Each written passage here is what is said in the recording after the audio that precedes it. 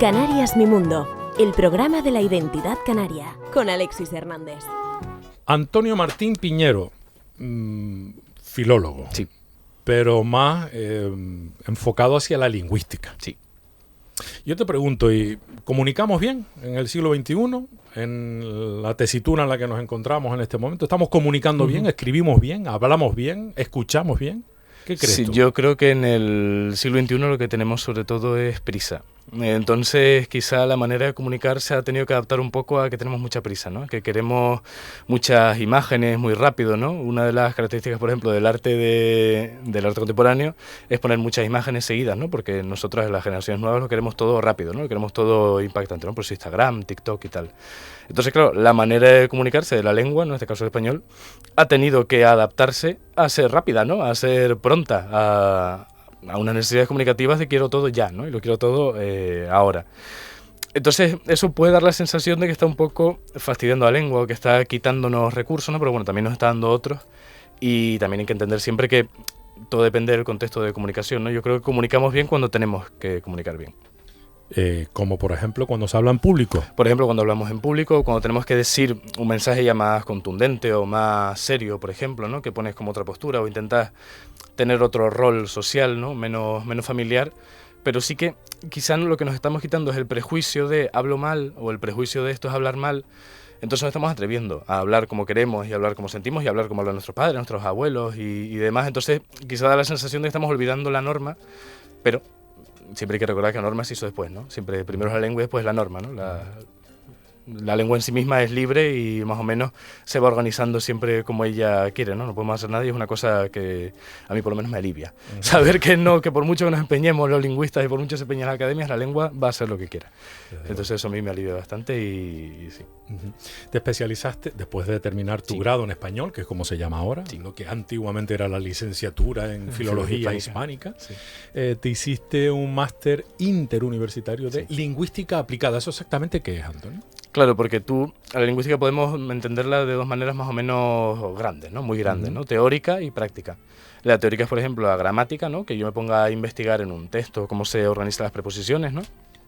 Y la práctica es ya, pues, lingüística forense o fonética forense, ideología lingüística, todo lo que sea un análisis práctico de un texto del que se vayan a sacar unas conclusiones y que se vaya a hacer efectivamente un trabajo práctico, ¿no? Un algo. No simplemente estudiar la lengua en sí misma, sino la lengua como un medio para otro tipo de cosas, ¿no? Yo, por ejemplo, en el máster me especialicé en sociolingüística y análisis del discurso, ¿no? Que es más o menos lo que a mí más me gusta y por donde yo más tiro. ¿Y por qué en Vigo? En la Universidad de Vigo. Sí, Bueno, Vigo no, estuviste en Santiago de Compostela también. Sí, estuve primero en Vigo, luego fui a Santiago, pues me gustó mucho Galicia. Vamos. Sí, Galicia en general, pues yo fue porque hice un viaje una vez, no de placer, fue por un curso que había de inglés y fui a Coruña y me tocó toda la semana lloviendo, bueno, un clima horrible, pero a mí me encantó, ¿no? Pues a mí me gusta mucho el frío y me gusta mucho que llueva y así, porque yo siempre uso ropa de invierno, entonces claro, es un fastidio realmente el verano, ¿no? Y no sé, me gustó mucho el ambiente y me recordaba un poco a Canarias, ¿no? Pues aún así olía a mar, la gente, pese a lo que se pueda parecer, es más o menos agradable, una vez ya te conocen. Y, sí, Más o menos. más o menos agradable. Cuando te conocen mucho son súper agradables. Okay. Pero al principio sí te tienen te viene un poco raro, ¿no? Y fue por eso, porque me gustó. Me gustó cuando fui ahí, me enamoré y además el máster era en Sevilla, un máster que no me gustaba tanto, pues también tenía de literatura y ya me parecieron demasiados, 4 años estudiando literatura, ¿no? Porque a uno le puede encantar la literatura, pero no gustarte estudiar literatura. Ya. Que es el problema de la Yo filología. creo que es tu caso, ¿no? Claro, que es el problema de la filología ahora, que a mí me interesa la lengua, la lingüística, ¿no? La literatura como estudio en sí mismo no me interesa tanto, ¿no? Y a muchas compañeras les interesaba y les apasionaba la literatura y odiaban con toda su alma la lengua y la lingüística, ¿no? Entonces, eso es lo que pasa. Pero en Vigo el máster era mucho más especializado y me interesaba mucho más, entonces al final, pues, entre una cosa y otra. Oye, ¿siempre tuviste claro, Antonio, que te querías dedicar a la lengua? Pues no lo sé, yo creo que un poco sí. ¿Cómo te vino eso? Sí, yo creo que un poco sí, porque yo recuerdo que de niño Yo niño tuve una época en la que era muy pedante y sí, yo me acuerdo de mí mismo y era horrible. Pero ponme un ejemplo para ver qué tipo de Claro, niño era. pues yo con, ponle tú, 9 años o así, escribí un manual para cómo hablar bien, ¿no? Cómo tener conversaciones orales, espontáneas. ¿Lo conservas? Tiene que estar en mi casa. Por favor, porque búscalo, está solo que impreso. te compro una primera edición. Porque está solo impreso. Pero sí, me dio por ahí. Y eran cosas del tipo, cuando hables con la gente no le preguntes qué tal, porque últimamente la gente está fatal. Empiezan las conversaciones con hola, simplemente no hola, ¿cómo estás? Porque ya nadie te trabajo. Eran cosas así, ¿no? Yo me acuerdo de mí como un niño preocupado. Un niño socialmente preocupado. Y sí, me dio por ahí, por hacer una cosa así. O sea, tu manera de expresarte siempre fue por escrito, Sí. más que la oral, o la oral... Por escrito más que la oral. A mí me gusta mucho escuchar y escribir. A mí hablar no me gusta tanto, ¿no? Pues no me parece tantas cosas que decir, pero sí me gusta mucho escuchar. Entonces yo de niño me acuerdo de mí mismo escuchando mucho, ¿no? Siempre mis padres y yo, los niños jugaban y yo no. Yo me quedaba al lado de los adultos escuchando, pero sin intervenir ni opinar, simplemente escuchando a ver qué estaban hablando y tal. Y yo creo que es un poco, lo fui heredando poco a poco. Tuve muy buen profesor de lengua en primaria, Javier, en el Hogar Escuela, que no sé si me escuchara, pero bueno, le mando un saludo. Hogar Escuela María Auxiliadora. Hogar Escuela Auxiliadora. Para más datos. Javi, profesor de lengua. ¿Y por qué fue un buen profesor? Era o es buen profesor, supongo, que sí, estará todavía. Sí, todavía. Además tenía muy buena voz, tenía una voz muy bonita. Y porque era muy cercano, era muy amable. A mí yo lo recuerdo muy... Una persona cariñosa y que yo notaba que le gustaba la asignatura. Y de alguna forma hubo algo que te enamoró de lo que él enseñaba y dijiste, oye, pues este camino... Pues, los profesores son definitivos. Totalmente. Te marcan o te desmarcan. Sí, o te desmarcan. Sí, yo recuerdo también otra profesora, Nieves, del Hogar Escuela también, que me dio lengua y latín, que lo mismo, me transmitió todo el amor, toda la pasión por las asignaturas, y además fue la primera que se leyó mis textos fuera de mi familia y que le gustaron y que gracias a ella yo me vine un poco arriba. Y ¿con cuántos años sería eso, más o menos? Yo cuando le di el primer texto sería ya en primero de bachiller, pero a este otro profesor, a Javi, ya con 9 años ya le di cosas que lo leí en Radio ECA, creo. Sí, podría ser. Que leí un texto de unos dinosaurios, que explotaba el Teide y salían dinosaurios, una cosa así. Ajá. Ah, fíjate dónde estaban, ¿no? Sí, me dio por escribirlo, pero sí, yo llevo más o menos en esa de los 9 o así. Oye, ¿y la poesía cuándo irrumpe en tu camino? Pues ya más de mayor. ¿Llevas ya 3 poemarios o 4? Llevo 2, estoy haciendo ahora otro. ¿El tercero ya? Sí, estoy haciendo el tercero.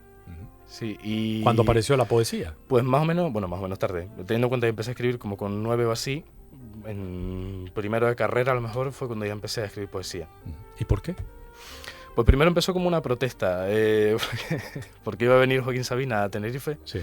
Fue a venir una vez, no vino, lo canceló. Fue a venir otra vez, no vino otra vez, ¿no? Entonces yo me mosqué ya profundamente, ¿no? Pues fue como, bueno, pero este hombre... Porque a ti te gusta la música de Joaquín Sabina. Claro, de aquellas me gustaba muchísimo, ahora todavía me gusta, pero al final le cogí un poco de rabia, ¿no? Pero de aquellas me encantaba y a mi madre también y tal, ¿no? Y habíamos organizado una excursión para ir y no pudo ser. Entonces dije, pues ¿cómo puedo yo mostrar mi mosqueo? Pues voy a escribir una canción, ¿no? Sí. Al modo de y nos dieron las 10, pues voy a hacer eso, pero quejándome este hombre, ¿no?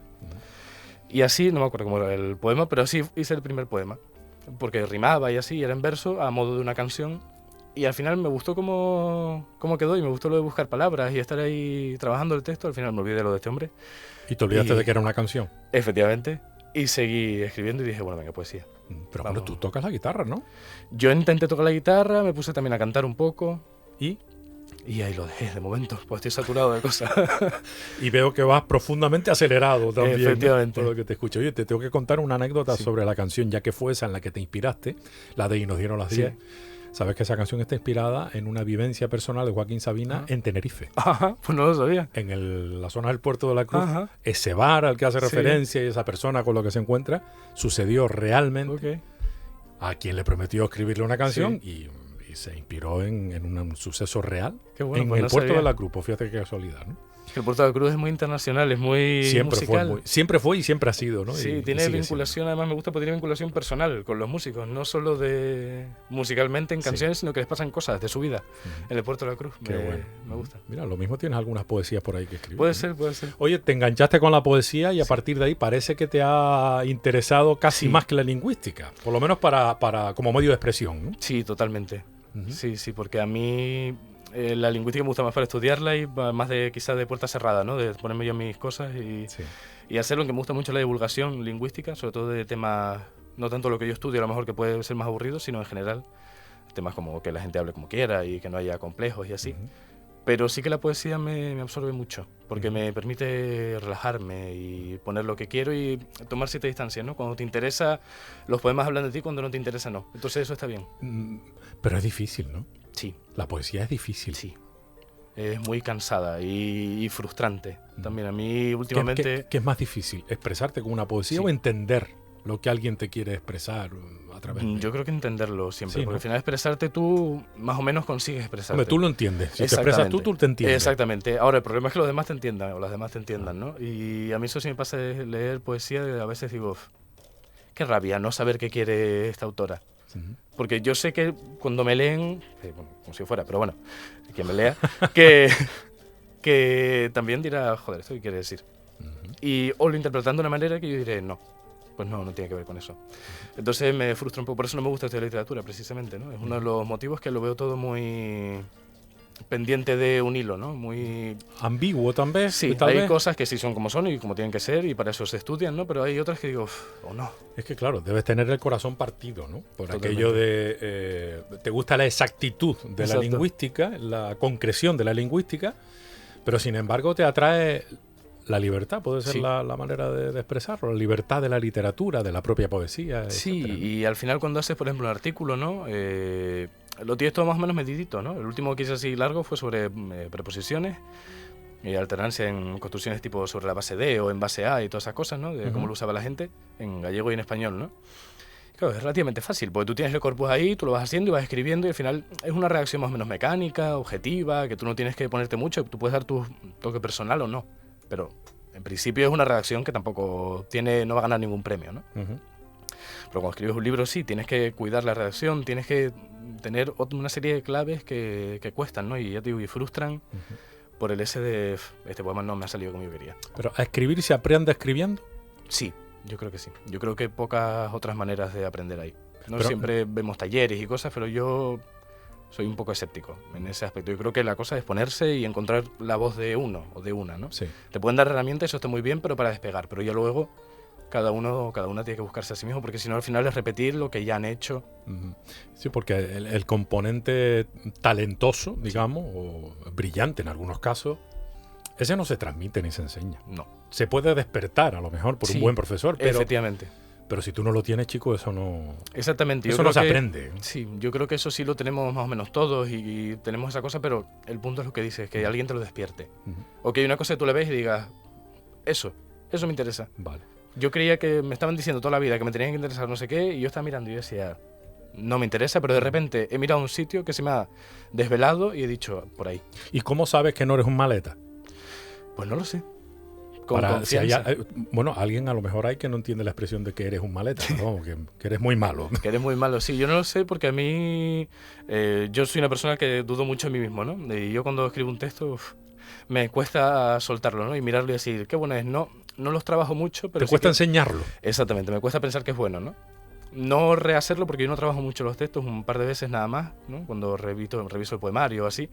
Pero sí que me cuesta decir, este texto merece la pena, ¿no? Y lo tengo delante y digo, esto no.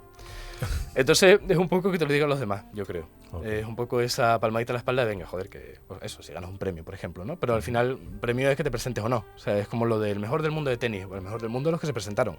Ya. Pero habrá gente en no sé dónde que sea un crack y no le da la gana presentarse, ¿no? Bueno, A mí siempre me lo dice mi padre con las artes marciales, ¿no? Sí. Aquel es el campeón del mundo de los que se presentaron, campeones del mundo, pero en su casa puede estar un señor tranquilísimo que sepa mucho más que él, pero que no le interesa, ¿no? Entonces, al final, los premios y estas cosas son anécdotas. Bueno, pero tú has recibido algunos Pero bueno, reconocimientos, uno, ¿no? sí. Aunque sean anecdóticos, Aunque según sean tú, de anecdóticos. los que se presentaron, ¿no? Sí. Y además vinculado siempre a la comunicación por escrito, ¿no? Que Sí. es como al final me gusta interpretar la lengua. Sí. Un medio de comunicación, una forma, una manera. Y por escrito con unas dificultades añadidas, ¿no? Sí. Porque lo oral va, aguanta de todo, ¿no? Exactamente. Pero lo escrito no. En este sentido, yo no sé si tú has modificado tu forma de escribir por cómo hablas o has modificado tu forma de hablar por cómo escribes. Pues sí, me ha pasado el segundo caso. He modificado mi forma de hablar por cómo escribo. Porque Porque antes hablabas peor, entiendo. Antes Te expresaba, quiero decir. sabía peor. menos palabras, me da a mí la sensación. O usaba menos palabras más raras o más complejas, ¿no? Porque al final, claro, tienes esa fina línea entre ser pedante y entre es que es la palabra que me sé. Ya. Que me pasa a mí mucho, ¿no? De, joder, yo sé que es una palabra complicada, pero es que es la que me enseñaron a mí, porque la vi en la carrera, por ejemplo, Sí. y yo solo sé decir eso así. Te lo sé explicar largo, pero tampoco voy a estar un minuto hablando. Entonces sí sé que esta palabra en concreto. Y ahí sí que he notado que como hablo se me ha contaminado mucho por cómo escribo y palabras raras y Pero expresiones. eso no es malo, ¿no? No es Todo lo necesariamente es malo. enriquecedor, me parece a mí, Exactamente, ¿no? sí. Ujú. Sí. Por lo general, yo creo que escribimos, por lo general, que las generalidades no son buenas consejeras, escribimos peor de lo que aparentemente hablamos, ¿no? Sí. Sí, porque la escritura tiene también esa cosa de la ortografía, ¿no? Que al final también es un... Eso es innegociable. Sí. Sí, yo creo- no, estamos de acuerdo en eso, ¿no? Porque Sí, a mí la que ortografía- exista o no existe una tilde, perdón, que vaya o que no vaya una H, Sí. una B. Es que si no seguimos una norma no te entiendo, Sí. ¿no? Si cada uno escribe como... Sí, ese es el problema, Como que quiere. tendríamos que estar un periodo larguísimo de incertidumbre hasta que se equilibrara todo y nos empezáramos a entender, pero lo bueno de tener ortografías y de tener academias y así, ¿no? Que, o sea, hasta donde llegan sus funciones, ¿no? Que ya Sí. luego hay un punto que se extralimitan y que no... Pero hasta donde llegan sus funciones es que nos permite que tengamos más o menos un referente y que podamos no diversificar demasiado la lengua, ¿no? Y que no se fragmente, como le pasó al latín, por ejemplo. Ujú. No había lengua, la gente era iletrada, pues no queda más remedio que la lengua se vaya diferenciando hasta que son lenguas distintas, ¿no? Ujú. En español no va a pasar eso, pues siempre son más las fuerzas que unen que las que separan, ¿no? Fuerzas lingüísticas me refiero.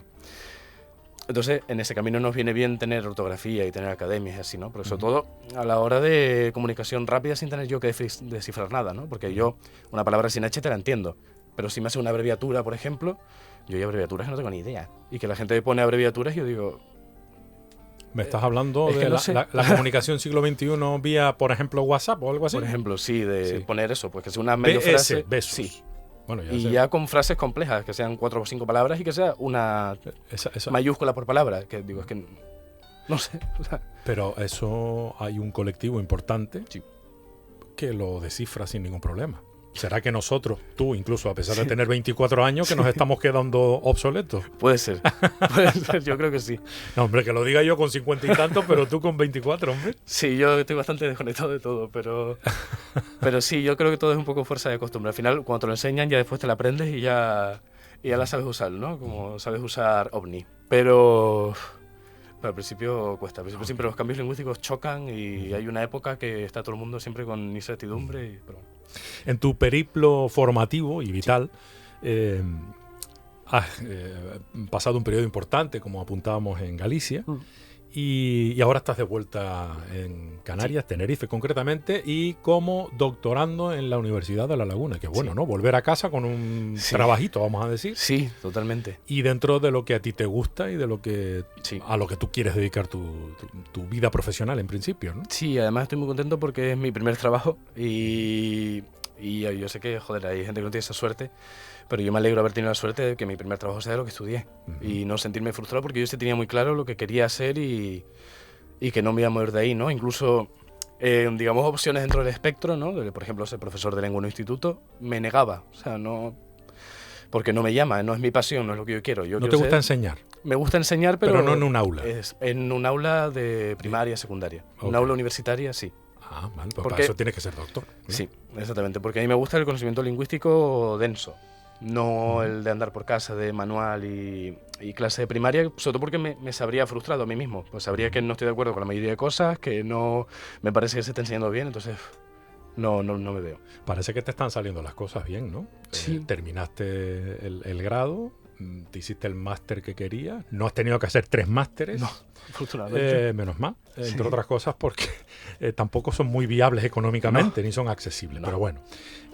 Y ahora has tenido la suerte de conseguir ocupar una de las solo 12 plazas Sí. que habían para estos puestos de investigadores, ¿no? Sí. Tu trabajito te habrá costado, ¿no? Sí, al final, cuando llegas al final dices, bueno, no ha sido para tanto, pero sí ha sido. Sí, yo hago ahora memoria y digo, joder, han sido añitos currándoselo, pero bueno, pero encantado igualmente. ¿Qué vas a investigar? durante estos 4 años en los que vas a estar en la universidad? Pues yo la tesis mía es la alternancia vosotros-ustedes en español de Canarias, en el área metropolitana de Gran Canaria y de Tenerife, ¿no? O sea, lo que podría ser el área metropolitana de Canarias en general, o sea, donde hay más movimiento, me refería yo, ¿no? En el trabajo. Y es básicamente eso, la alternancia a modo peninsular, ¿no? De la forma vosotros y ustedes, ¿no? Que es lo que trabajé en el TFG, solo en Santa Cruz y La Laguna. ¿Trabajo fin de grado? Sí. Y luego para el trabajo fin de máster hice actitudes hacia el español de Canarias y el español de Galicia entre jóvenes universitarios y no universitarios, ¿no?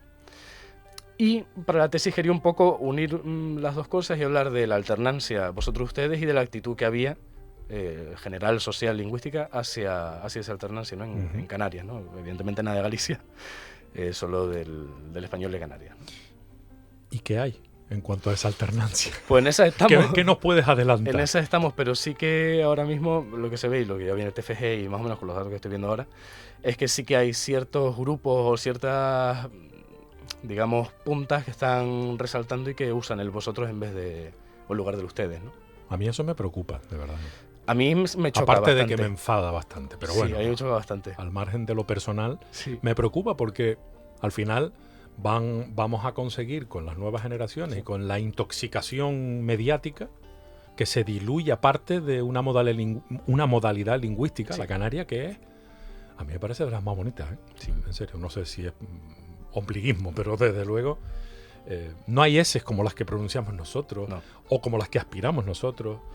No hay un ustedes tan bien puesto en su sitio como el que utilizamos nosotros. No hay tanta riqueza lingüística en cuanto a palabras venidas y traídas y que se han quedado aquí. No sé, tenemos una modalidad que me parece, no sé lo que piensas tú, Antonio, tan rica que me parece un error dejarla de lado en favor de una modalidad que es tan válida, claro, evidentemente, pero que es apersonal respecto a nosotros, me parece a mí. No sé por qué hay gente canaria que dice vosotros, no los que lo han dicho de toda la vida, sino los que se apuntan, ¿no? Sí, esa es una de las cosas que yo quiero a ver si consigo, porque claro, al final no es entrevista directa con la persona, ¿no? Pues son cientos de personas, claro, evidentemente, ¿no? No puedes hacer un trabajo con 12 personas, tiene que ser cientos y cientos. Habrá muchos formularios. Claro, entonces es mucho formulario y tienes que atinar y apuntar muy bien la pregunta para que te conteste más o menos lo que tú quieres, ¿no? Pues si no es un desastre. Pero sí que una de las inquietudes que tengo es por qué. Es decir, el por qué yo cambio de un registro a otro, porque yo ya sé el por qué. Es decir, teóricamente y lingüísticamente ya hay un porqué que simplemente es actitud lingüística, ¿no? Y yo creo que esa gente habla mejor que yo, claro, por el motivo que sea, ¿no? Yo el otro día di una charla en un congreso que iba más o menos en esa línea, ¿no? Que era sobre lo de las actitudes lingüísticas. Y mucha gente del español de Canarias le pasa eso, que cree que nuestra habla es marginal, de pobres, de gente sin conocimiento, etcétera, y prefieren mudarse a otro habla que no les, digamos, reconoce a ellos y a su familia, pero sí a ellos y al banquero, ¿no? Sí a ellos y al oficial de no sé qué grado, de no sé dónde, que es peninsular, ¿no? Al final hay una serie, o da la sensación, ¿no? De que hay una serie, es como lo típico de cuando ves una hora siempre acabada en 22, siempre ves horas en 22, ¿no? Tú ves muchas más horas, pero te fijas en la de 22, pues tú ves muchas más personas importantes que no son peninsulares, pero en tu cerebro hay cierta concepción de que los cargos importantes son peninsulares, ¿no? Y las noticias son peninsulares, las películas son peninsulares, es decir, es importante hablar peninsular y por lo menos si quieres proyección social tienes que hablar peninsular, ¿no? Esto es lo que hay en tu cabeza después de muchísimos años. De un proceso de aculturación. Efectivamente, de muchos años de matraca de esto es así, esto es así, esto es así, y que no hay un discurso en otro lado de el español de Canarias es bueno, no se preocupen, hablen como quieran, ¿no? Que es quizá el problema de equilibrio, que en la educación hay no una sobreexposición, pero hay una gran exposición de español peninsular, pero cero exposición de español canario, más que el que hablan los profesores y el que hablan los alumnos. Pero eso es un mal que tenemos en Canarias. Sí, totalmente. No lo tienen en Latinoamérica. No, por ejemplo. Que defienden su variedad a capa y espada. Es que no tienen la sensación de que haya que defender nada. No, por otra parte. Pero nosotros sí tenemos la sensación de que... Y eso me preocupa. O sea, que yo tenga que estarme preocupando de defender mi modalidad lingüística, porque hay que diferenciar, y esto me gustaría que lo aclarase, si te parece, Antonio. Hay que diferenciar entre una modalidad lingüística y una modalidad lingüística vinculada a grupos marginales o al mal uso de la lengua. Exactamente. Que eso pasa en Canarias, en Bilbao y en Galicia. O sea, no debemos confundir lo vulgar con una modalidad. Exactamente. Y a veces yo creo que en esa confusión Sí. nos perdemos, me parece a mí, no lo sé. Sí, porque al final lo tiramos todo al saco del mal hablar. No es muy fácil meter una cosa en mal hablar y en cuanto algo se salga de un estándar, por ejemplo, estándar centro norte peninsular, ya sí he puesto mal hablar también. Es decir, esta gente no pronuncia la C, no usa vosotros, los tiempos compuestos lo usa más o menos, no. Esto no vale, esto es mal hablar, ¿no? Al final el hablar es el de Valladolid, ¿no? Lo típico de la cuna, el español y todas esas cosas. Pero que eso es un cuento Pero chino. primero que es un cuento chino y además que, aunque así fuera, Bueno, un cuento español. sí, ya ha pasado tiempo para olvidarlo. Es decir, ¿cuántos años vamos a estar agradeciéndole al supuesto Valladolid que, o sea, no, las cosas cambian y hay que cerrar heridas, ¿no? Heridas en ese sentido, ¿no? Hay otras que no, pero hay muchas que sí que hay que ya ir olvidando y esa es una, ¿no? Esta cosa de que le debemos al centro norte peninsular el español, ¿no? No. Pero es que no es así. Pero bueno, eso sabes tú más que yo, ¿eh? Pero siempre en la sociedad está esta concepción, ¿no? De que le debemos esta cosa y que es el buen hablar. Pero si nos ponemos en lo estrictamente lingüístico y ya dejándonos de cosas y acudiendo a los manuales de estilo de la Real Academia y así, pues el español de Canarias tiene menos faltas a la Real Academia que el español de Madrid, por ejemplo, ¿no? Menos faltas. Claro, o sea, si miramos un manual de estilo, de Sí. gramática y así, pues combatimos menos faltas Ajá, teóricas. nos equivocamos Nos menos, equivocamos digamos, en teoría menos Ok. dentro de los Vale. manuales, perdón, de los manuales de estilo que, por ejemplo, el español de Madrid, ¿no? Porque en Canarias, por ejemplo, no hay loísmo y laísmo, Ujú. que es una falta grave de la gramática que sí está en toda la península, ¿no? En buena parte de la península. Pero además, por números, hay muchísimas más, pero millones más de personas que hablan español meridional, o sea, Eso por Canarias, supuesto. Américas, que español centro-norte Es peninsular. que estamos Entonces, hablando de 450 millones por un lado y no llega a los 30 o 40 por otro. Exactamente. O sea, de todo el mundo, evidentemente. ¿no? exactamente. Entonces, claro, esta cosa de que el español peninsular aún así sea más importante no se entiende por ningún lado. Ni yo No. tampoco lo entiendo. Porque tampoco creo que sea ni más ni menos importante. Exactamente, O están sea, todas las variedades en pie de igualdad. de hecho, lo que me parece importante es que cada región no es que defienda, sino que utilice su modalidad, porque eso nos enriquece. De hecho, abro un debate, se ha abierto un debate, bueno, hace tiempo, pero una vez más, por ejemplo, en Cataluña, con el problema que tienen en las aulas de una parte de los padres y madres que exigen que se hagan en castellano, no sé qué porcentaje, el 25% creo que es de las... Yo no sé si tú piensas como yo, a mí me encantaría tener en las opciones lingüísticas para nuestros alumnos y alumnas, me encantaría tener el catalán como una opción, el vasco como una opción, el valenciano, bueno, que creo que es bastante parecido al catalán, el mallorquín o el gallego. O sea, Totalmente. deberíamos estudiar catalán, vasco, gallego en España. Antes que inglés, por ejemplo. Pues por ejemplo. O sea, no entiendo que la lengua nos debe unir y cada uno con su modalidad. A mí no hay cosa que me produzca mayor rechazo que un peninsular que intente imitar el acento, como llaman, el acento canario, ¿no? ¿Para qué? Pues a mí me encanta que el peninsular diga patata Claro, y que diga sí. autobús. Cada Y me uno encanta que el canario diga papa, Totalmente. o el gaditano, y que diga papa y guagua. O sea, pues es que en eso consiste la riqueza, ¿no? Totalmente. A mí, ahora en estos 2 años en Galicia, me di cuenta de la suerte que tienen de tener una comunidad que de nacimiento ya eres bilingüe, ¿no? O sea, Claro. eso es una suerte enorme, porque hay mucha realidad que tú puedes nombrar. Yo ahora sé palabras y expresiones en gallego que uso en mi día a día porque ya es una realidad que aprendí a nombrar en gallego y que aprendí a hablarla de esa manera, ¿no? Además, es un fastidio, pues hay expresiones muy feas, ¿Ah, y una en concreto que se me ha quedado y que mi madre está... Bueno, esa me la dices Después luego. te la digo, sí, por sí. curiosidad. Sí, pero tiene que ver con la religión. Pero en general, ¿no? Esta cosa de que un niño ya sepa hablar 2 lenguas y no una lengua que no ve en su entorno como el inglés. Que es esa cosa de, sí, es muy útil para una serie de cosas. Pero en mi vida esa serie de cosas puede no estar perfectamente. En cambio, puedo conocer a una persona de Galicia. Y que esa persona eventualmente prefiera no hablarme en español, que para eso está en su derecho, que ya me hablará en la lengua que le dé la gana, ¿no? Que por otra parte esa persona ya sabrá. O sea, si yo no la entiendo es problema suyo, pero en cualquier caso es problema suyo, ¿no? Y es una riqueza y es una pena que en España tengamos tanto desconocimiento de las lenguas de España. O sea, el catalán no es el enemigo del español. Totalmente. Es esta cosa de que el Pero resto de esto- lenguas de España como imagínate. que están ahí poniendo en peligro el español, ¿no? Van como... Pero ¿qué español le están poniendo en peligro? Si somos muchísimos más los O sea, catalanes, totalmente.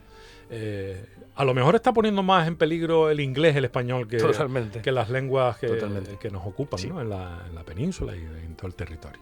Que tampoco está de más aprender inglés. Ojalá que pudiéramos Claro. hablar inglés, francés, italiano, Todas las alemán, lenguas que se pueda, español, totalmente. que eso es maravilloso, ¿no? Porque además te permite leer, que esta es la otra clave, ¿no? Sí. Leemos demasiado poco. Sí. Me incluyo, ¿eh? No, yo también.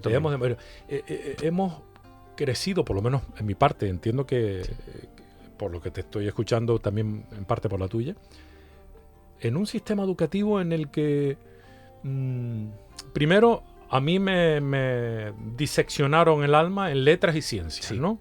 Los listos y los tontos. Totalmente. No voy a decir quiénes son quién, porque me parece una estupidez. Pero nunca se le dio la importancia que de verdad tiene leer, porque leer es como escuchar.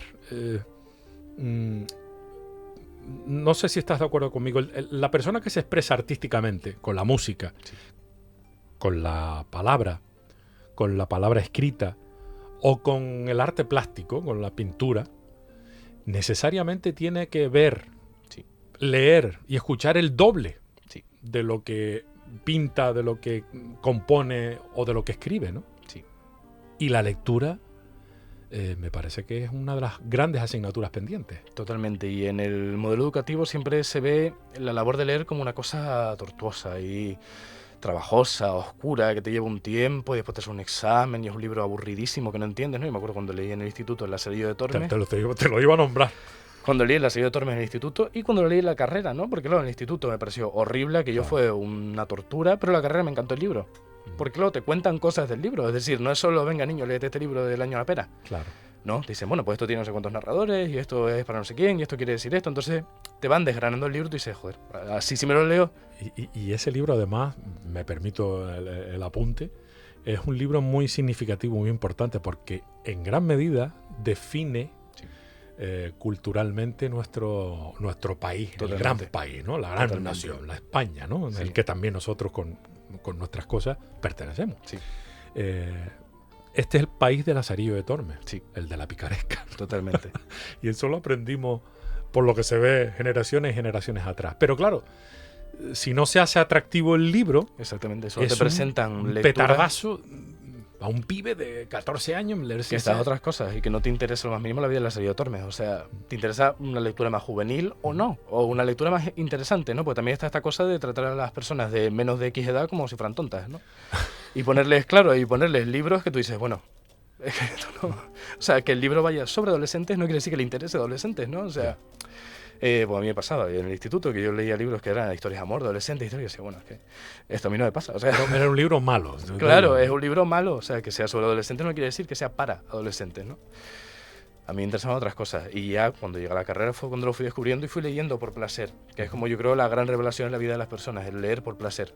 O sea, el leer una cosa y decir, esto me gusta, me lo quiero leer y devorar un libro y decir, vale, y ahora como me gusta esta autora, pues me voy a comprar otro libro y me lo compro y me gusta, ¿no? Entonces... hay como un clic, cuando pasas de leer por obligación a leer por placer, pero hay mucha gente que no llega a hacer el clic. Porque termina el instituto y dices, yo, ¿para qué voy a seguir leyendo? Si es un rollo. Si no has experimentado ningún Claro. placer Dices, pues yo, vinculado a la lectura. en principio, yo me di una vez un golpe en una rodilla y no me quiero dar otro. ¿Sabes? O sea, no Ok. necesito experimentar más. Si toda mi experiencia ha sido negativa, Vale. ¿Qué es, bueno, mejor, qué es más recomendable para Sí. iniciarte? Bueno, eso dependerá de cada persona, ¿no? Digo yo, según tu criterio, Mm. ¿la ficción o la no ficción? Porque esta es... Esa es, Sí. ese es un planteamiento personal mío que me lleva sí.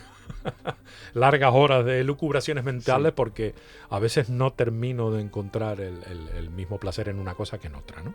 Yo no sé por dónde hay que empezar. A mí personalmente, yo creo que es mejor empezar por la música, que es como empecé yo. ¿Cómo?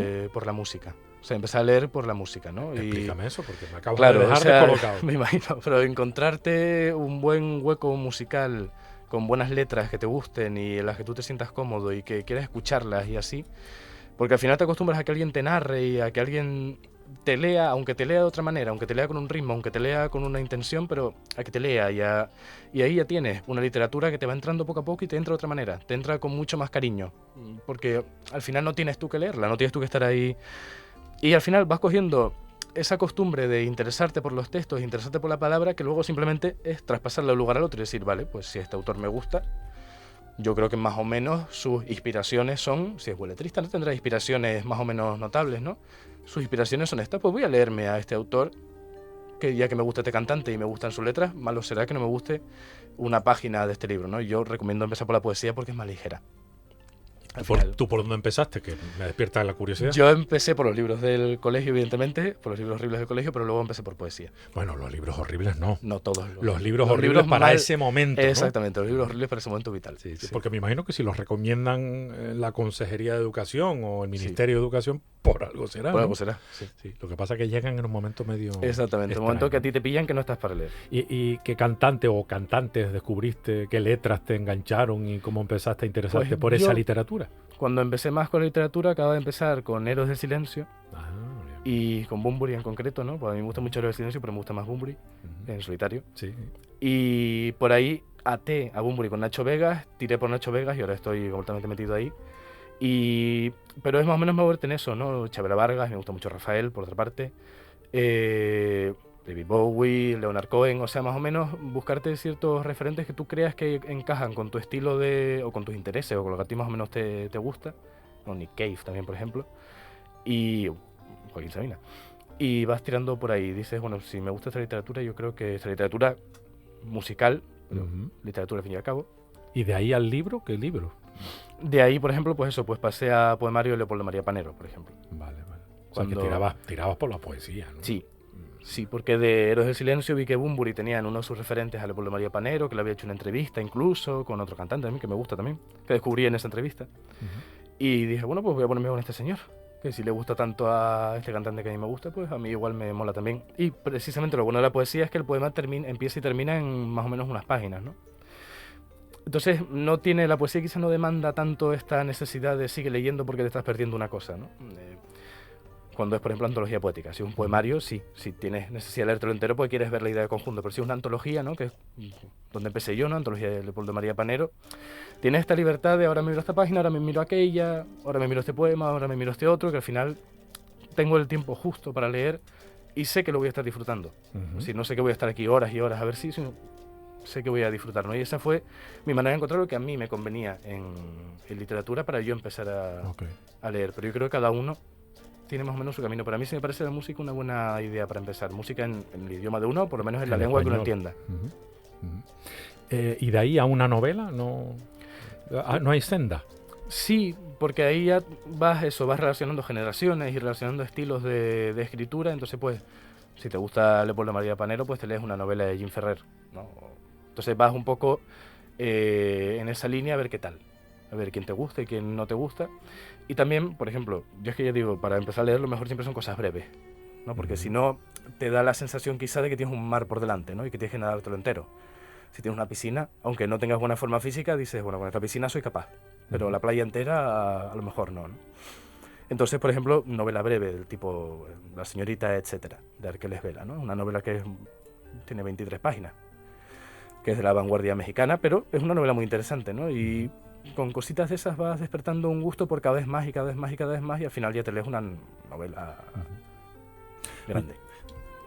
De la mejor literatura mundial en español, el siglo XX, indiscutiblemente Totalmente. tiene un epicentro y es Latinoamérica, por encima de la propia España peninsular. Sí. Con sus modalidades lingüísticas y con sus maneras de expresar y de comunicar, ¿no? Que es además una de las cosas que más se les alaba siempre. Que por eso vivimos una especie de esquizofrenia lingüística. Pues siempre decimos Canarias, una cosa, ¿no? decimos una cosa y después hacemos otra, ¿no?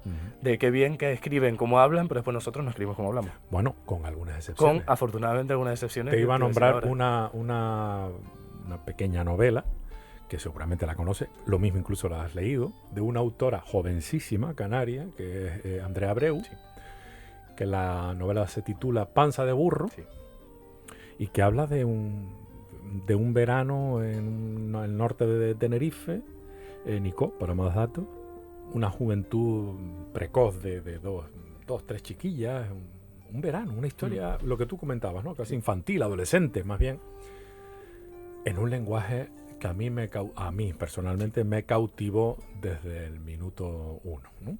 Desde la primera página en este caso.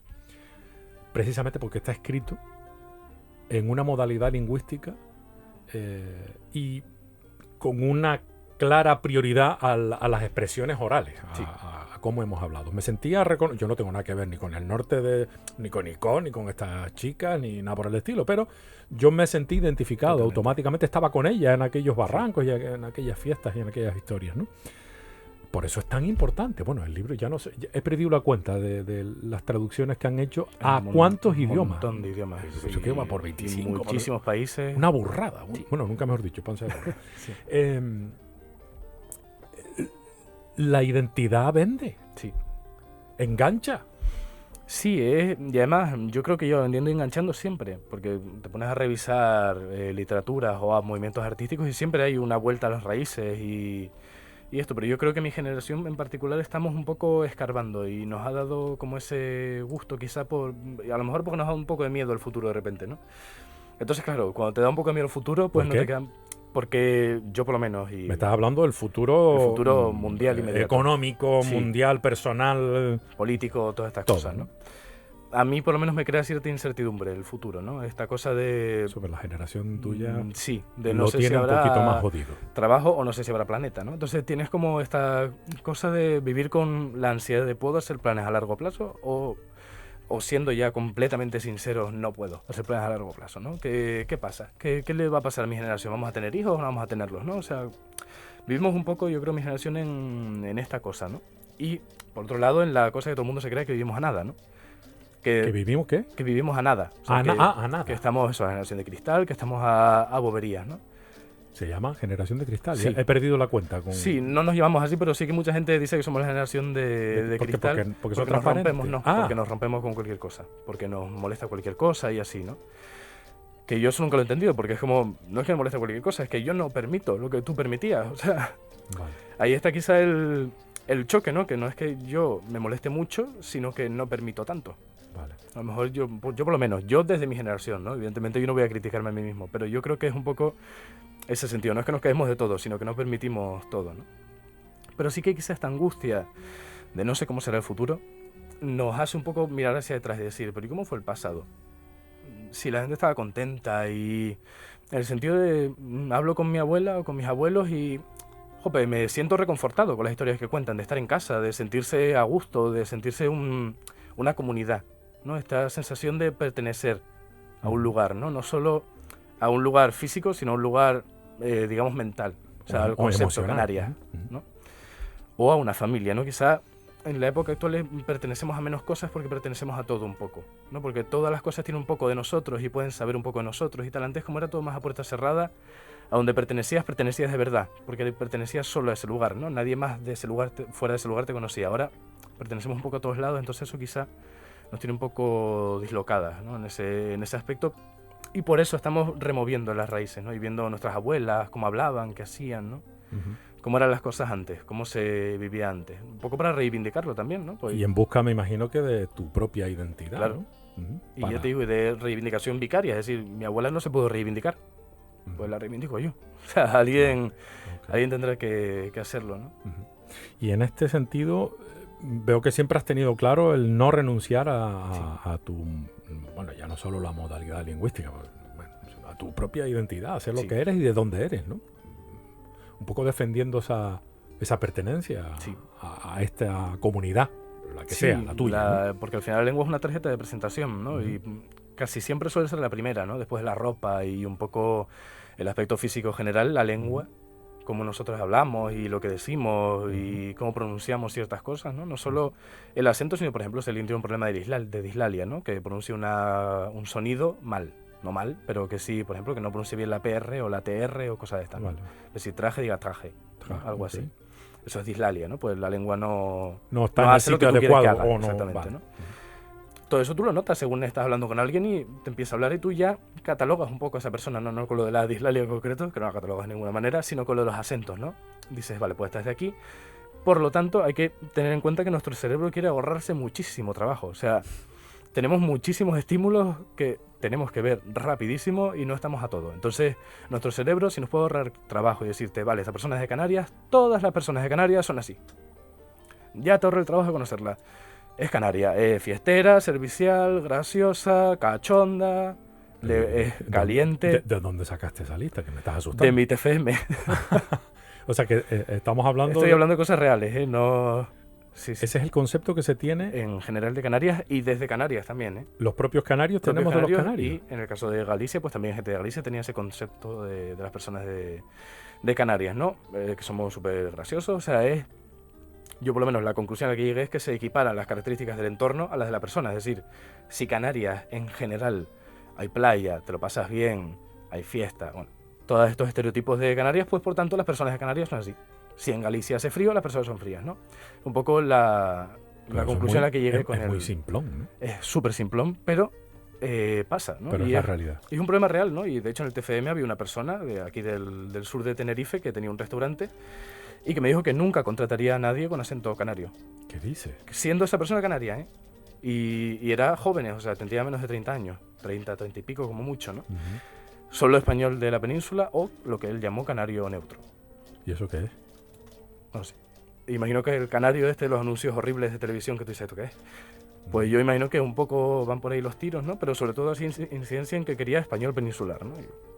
Y es una persona de Canarias que no contrataría a una persona de Canarias. ¿Y la explicación?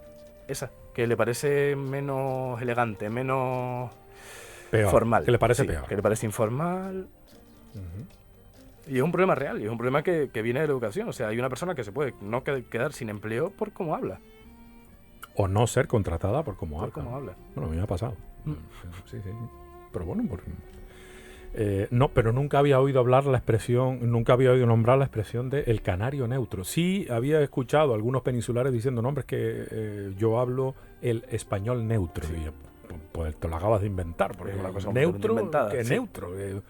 Español meridional, septentrional, modalidad de aquí, de allá, pero neutro. Neutro no hay. Sí. Aparte de que cuando uno quiere acuñar el término del neutro, pretende sentar el punto de partida, establecer el punto de partida. ¿No? Decimos, este es el mío, de verdad, el bueno. Y a partir de lo mío se ha generado todo lo demás. ¿No? Es el problema de las cosas neutras y estándar y todas estas cosas, que siempre es como el punto de partida de algo. En español, estándar. Es el kilómetro cero de la lengua. Exacto, el resto de cosas son malas, porque cuanto menos se parezca a lo que tengo yo aquí en el cero, más malo será, ¿no?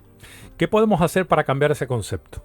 Yo creo que sobre todo la educación. Pero me estás hablando de la educación en colegios, institutos, universidades. Y sobre todo educación en el sentido de divulgación, no de educación reglada, que quizás siempre percibimos con más escepticismo, ¿no? Siempre es como, qué coñazo. Sino que venga una persona a hablarte. Una persona que tú no conoces y que de repente te ahorra una clase y además te habla del español de Canarias. O sea, tú ya, que esto parece una bobería, pero cognitivamente para ti ya es guay el español de Canarias porque te está ahorrando una clase. O sea, solo por la atención que yo pueda tenerle a una persona que no conozco y que me está hablando de una cosa en otra materia, ya ahí yo tengo una atención distinta que si mi profesor de todos los días me dicen otra de las muchas horas que tenemos, que el español de Canarias, X cosa, ¿no? Que seguramente me lo dirá como lo ponga en el libro, que seguramente sea aburrido, ¿no? Porque tenemos esta manía de hacer los libros para los niños aburridísimos, ¿no? Sí. Entonces, si hubiera más divulgación y más realmente una preocupación real, no ya institucional, sino de personas, o sea, de gente que diga, bueno, si nadie hace nada, pues vamos a hacerlo nosotros, ¿no? Y claro. A ponerse, porque al final nadie hace nada, y es que nadie hace nada. Entonces, alguien tendrá que ponerse, ¿no? Y yo creo que va mucho por la divulgación. Y divulgación de personas que más o menos sepan de lo que hablan y que no... Y que alguien les haga caso, ¿no? Bueno, más o menos no, que sepan. Claro, que sepan de lo que hablan. Como te pasa a ti, como pasa con Humberto Hernández, el presidente de la Academia Canaria de la Lengua, sí. Y con tantos y tantos entendidos, no solo lingüistas, sino también, pues no sé, literatos, qué sé yo, científicos y personal y albañiles, que también son encantadores, desde luego, ¿no? Que sepan de lo que están hablando y que te hablen desde eso, el conocimiento y el interés real, o sea, el interés real porque se hable español de Canarias, ¿no? No el interés de que me paguen un sueldo a final de mes y que de esta asignatura. Ya. ¿No? Que no es que diga que los profesores tengan ese interés, pero que al final estás trabajando, ¿no? Sino una persona que realmente sienta esa pasión, ¿no? Y sienta esa necesidad, ¿no? A mí me pasa que me noto enajenado, ¿no? Que digo, Juan Antonio, relájate. Tampoco hace falta ser tú el embajador de tal, pero a veces te da rabia. No, sí, hacen falta montones de embajadores. Sí, porque te da rabia. Dices, no, es que no quiero que se hable así de español de Canarias, ni quiero que sigan estas cosas, ni quiero que esté esta concepción social, quiero que esto cambie y de alguna manera habrá que hacerlo, ¿no? Entonces, es que si fundamentamos el futuro de nuestra pequeña primera patria, que es la lengua, o así por lo menos la entiendo yo, la fundamentamos sobre personas que prefieren decir vosotros porque parece que les suena más elegante, el futuro no es muy halagüeño, para mí. porque me parece que eso no está fundamentado sobre la realidad, sobre la verdad. No tiene nada que ver con el respeto a la libertad del otro a expresarse como le dé la gana. Pero si nosotros no cuidamos lo nuestro, y no es que lo defendamos, sino que sencillamente lo utilizamos, ¿quién lo va a hacer? ¿Quién lo va a hacer? No lo va a hacer nadie. O sea, ¿quién va a venir de cualquier parte del mundo? Ya no digo solo la península, de cualquier parte del mundo, que no sea Latinoamérica, evidentemente, porque también hablan como nosotros, vamos a decir, hablamos por el estilo. ¿Quién va a venir de Madrid o de Valladolid, de la gran cuna que, Sí. ¿no? A decir ustedes?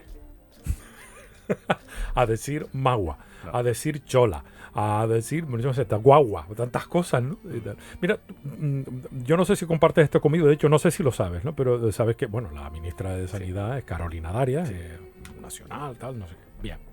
Y en una rueda, yo creo que lo más importante, sin desmerecer todo lo demás, pero para mí, lo más importante que ha hecho Carolina Darias siendo ministra es decir guagua en una rueda de prensa. Bueno, lo había escuchado, pero me parece ¿Lo maravilloso. dijo? Pues Sí, me sí, parece dijo, bueno, maravilloso. a partir de ahora hablaba de la mascarilla, Ajá. dónde se usa, dónde no se debe usar y no sé qué, en trenes de cercanía, no sé cuánto, no sé qué, y en las guaguas y tal, no sé qué. Y eso lo dijo en la rueda de prensa Pues me alegro muchísimo. semanal. Sí. A mí me parece que, cuidado, su trabajo como ministra, yo no lo cuestiono, pero para mí Sí. me parece fundamental lo que hizo. Totalmente. Hablar como habla y decir guagua sin ningún problema para todo el mundo. ¿Tú Además, crees que haya alguien que no la entendió? Es que esa es la cosa, que a estas alturas lo que no puede ser es que haya globalización para una cosa, pero no para la otra, ¿no? Ya ¿quién de la península no sabe lo que es una guagua? O sea, y si no lo sabes, pues lo aprendes en ese momento. Pero tú sabes, vamos, me voy a permitir una expresión vulgar. Tú sabes lo guapo que es, como decimos, ¿no? Tener una palabra exclusiva. Es que Totalmente. me parece maravilloso. Bueno, exclusiva Totalmente. dentro de España, entiendo, ¿no? Es que me parece maravilloso. Sí. Tú sabes la alegría que me da llamar papa a la papa y batata a la batata. Sí. No sé, es que me siento bien. O decir chola en vez de chancla. Yo no sé tú, pero yo me siento estupendo con esta especie de exclusividad lingüística, ¿no? Totalmente. Yo me acuerdo en Vigo, en el máster, había una compañera ucraniana y ella no hablaba mucho español y así, acaba de llegar y demás, ¿no? Y yo le dije, bueno, vamos a ir a la parada a coger la guagua. Y me dijo, ¿el qué? Y claro, yo me di cuenta del choque lingüístico y dije, ¿ahora qué hago? Me bajo del burro y le digo, ¿el autobús? O se lo explico y le explico lo que es una guagua y que ella entienda lo que y se lo expliqué, le dije, el transporte de personas, que va mucha gente y que tiene paradas y lo pagas y así. Y ella, un autobús, y yo, ¿eso? Guagua. Y le enseñé guagua y esa chica ucraniana aprendió que la palabra para esa cosa era guagua. O sea, para ella el autobús es la palabra secundaria para guagua. Es como si fuera, a efectos prácticos, es como si hubiera aprendido español en Canarias. O sea, Qué bueno. y a mí eso me dio satisfacción subidón, de decir, un joder, subidón. esta tía ucraniana Diciendo guagua. dice guagua en vez de autobús. Le preguntará Sí. a alguien de por aquí dónde está la guagua y dirán, bueno, pero esta tía tiene aspecto y acento de Europa del Este y me ha dicho guagua. Está bien eso. Yo creo que tu generación, por lo menos hay una parte, en tu generación me parece a mí que confluyen dos bloques muy importantes. El que apuesta por tener a la abuela, vamos a resumirlo simplemente, tener a la abuela de referente y de ser quien lo que se te ha legado que seas durante años y décadas, y están los que pretenden no ser de aquí por ser más globales o universales, y que cometen el error, porque creo que eso es un error, de pensar que, por seguir con el ejemplo, que decir autobús es mejor que decir guagua. En tu generación hay una dicotomía clara, me parece a mí, ¿no? Sí, a mí me da la misma sensación de personas que están muy preocupadas porque se defienda lo suyo y no solo lo suyo en el sentido eso, lingüístico o territorial, sino suyo de lo que es esa persona. De yo, por ejemplo, que me puedo pintar las uñas y que puedo hacer lo que me dé la gana, ¿no? Que al final me costó también lo mío. O sea, esto no fue el día a la mañana, ¿no? Y cuando yo empecé todavía no estaba de moda. Entonces era... Estamos en la radio, pero para quien Sí. nos esté escuchando exclusivamente, pues el aspecto físico de Antonio podría llevarnos al equívoco de pensar que es cualquier cosa o que se Sí, dedica a cualquier cosa totalmente. menos a la lengua. Porque, bueno, pues va de negro, tiene tatuajes, tiene las uñas pintadas, pendientes, un bigote casi a lo Dalí, con tu barba, en fin, vas como a ti te apetece ir. Y ya te digo, fue un camino difícil, pero porque yo quería defender lo que yo era, ¿no? Pero sí que hay mucha gente que no, que simplemente dicen, bueno, pues ok, si hay que ser esto, pues es. Que es una opción tan válida como otra cualquiera. Al final son las ganas que uno tenga de luchar o no luchar. O sea, uno también puede estar cansadísimo y decir, mira, yo no quiero estar ahora luchando por vestir como yo quiera, voy a vestir como se viste y punto, ¿no? Ya me encargaré de otras luchas que me valen más la pena. Pero a mí no, a mí me valió la pena esta. Igual que me vale la pena la de la lengua y me vale la pena otras muchas luchas, ¿no? Pero sí que tenemos esta cosa de mucha gente que prefiere abandonar lo que es para esa proyección social o para esa cosa de estoy fuera y como estoy fuera hablo como los de fuera, ¿no? Para que todo el mundo se dé cuenta de que sí, estoy fuera. Y porque yo tengo mucha gente que no me conoce y que no sabe que estoy en Galicia, ni lo sabrá nunca. De escucharme hablar porque no dirá, ¿estuviste fuera? No, porque yo hablaré normal. Igual le digo una palabra en gallego pero bueno. Pero malo será, pero sí que mucha gente, yo conozco muchas, no muchas, pero algunas amigas que fueron a estudiar un cuatrimestre a Madrid, por ejemplo, y volvieron con acento peninsular. Pero cerrado, o sea, y de ser de garachico de toda la vida y volver con un acento y dice, bueno, ¿pero esto qué es? Y que se le da mal porque no es su acento natural y la gente se cree que no, pero los acentos se nota mucho cuando los impostas, ¿no? Cuando finges un acento. Hay mucha gente que se cree que no, que le sale el español peninsular genial y que le sale el español de Cuba genial, pero no. Salen mal porque no es tu acento de verdad. Una persona que es de ahí se da cuenta que no hablas así, ¿no? Y aunque esto es un poco quizá de ególatra, pero un lingüista más o menos suele darse cuenta también. Porque para eso estás tú estudiando un montón de tiempo para tú saber qué rasgos son de qué persona y yo escucho a una persona y decir, vale, pues tú eres de Murcia, tú eres de Valladolid, tú eres de Bilbao y tú eres de Las Palmas, ¿no? Por cómo habla. Entonces es un poco innecesario. A mí me parece un esfuerzo innecesario. El abandonar lo que uno es tan difícil.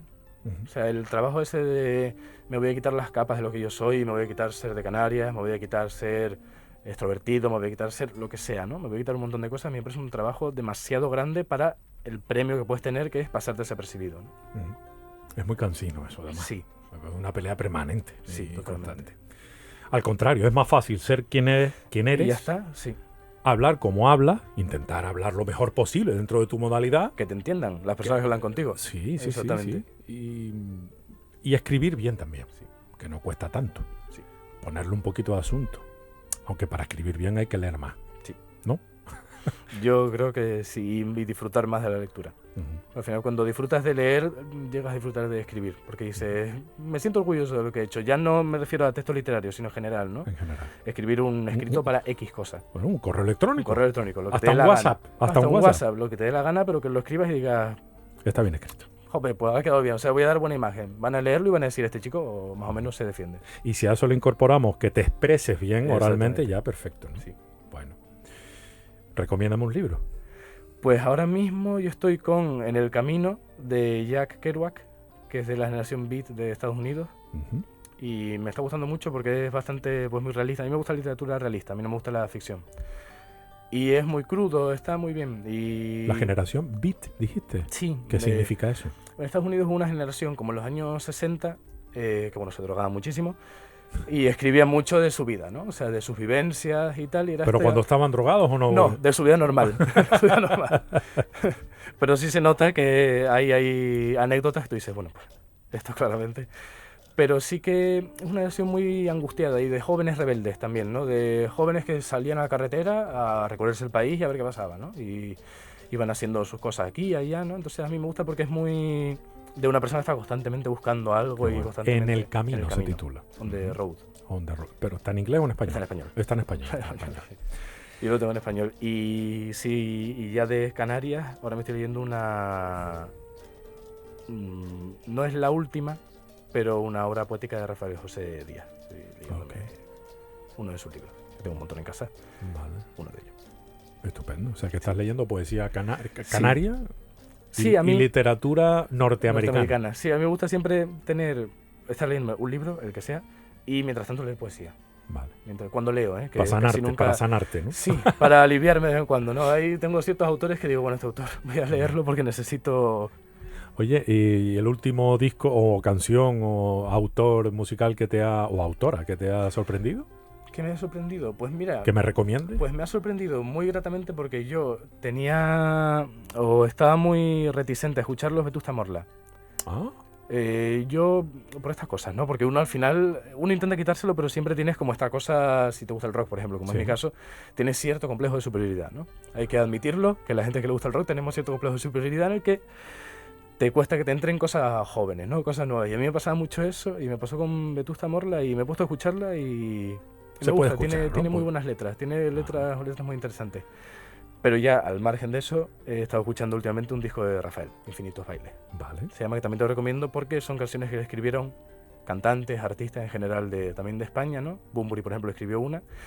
Y él solo las canta y el disco está muy Sí. bien, porque no tiene esta cosa. A mí, Rafael me gusta todo, pero yo entiendo que a la gente hay parte de Rafael que no le gusta, ¿no? Aparte más de Mi Gran Noche, cosas así. No, pues me parece A que mí- es uno de los grandes artistas. A mí ¿eh? por lo menos, o sea, yo lo tengo tatuado, o sea, tengo aquí, diga lo que digan, tatuado. ¿Me estás hablando en serio? Sí, Anda, diga lo que digan digan. lo que digan. Sí. Pero Tam- tú sabes que esas canciones no son de él. Ya, pero Casi es la todas manera... eran del Manuel Alejandro, Alejandro, que es sí, sí, una sí. bestia, ¿no? Es Ese una hombre, ¿no? máquina maravilloso, sí. Brutal, ¿no? Pero bueno, él las Pero es la defiende como energía nadie. que él tiene, sí, la cosa que él tiene, y a mí estas canciones sí me gustan, pero yo entiendo que hay mucha gente a la que no, y este disco, Infinitos Bailes, es mucho más íntimo. Infinitos Bailes, no lo Infinitos conocía, Bailes. ¿eh? No, es que es poco conocido, y a mí me gusta mucho, salió en 2016. Bueno, pues me lo apunto. Oye, no hemos hablado de arte, vas a tener que venir otro día Cuando quieras. y la vamos de arte plástica, ¿no? Sí, sí. De autores, qué sé yo, de lo contemporáneo, de A mí el improvisar. arte contemporáneo me gusta mucho. ¿Quién? Que a mí el arte contemporáneo el me arte gusta mucho. contemporáneo. Si no me hubiera metido en filología, me hubiera metido en historia del arte. Estás a tiempo, Pues, ¿eh? Tengo tiempo, pero bueno, Pero la vida da para lo que da. ya veremos. Antonio Martín Piñero, muchísimas gracias. Por gracias cierto, a ti. tu blog no ha cambiado, ¿no? Sigue No. siendo el mismo. Ojinégricas. Ojinégricas.blogspot, blogspot, no sé creo qué. que sí. Bueno, Ojinégricas ponen eso y Antonio Martín y aparece. Sí, y ya salgo.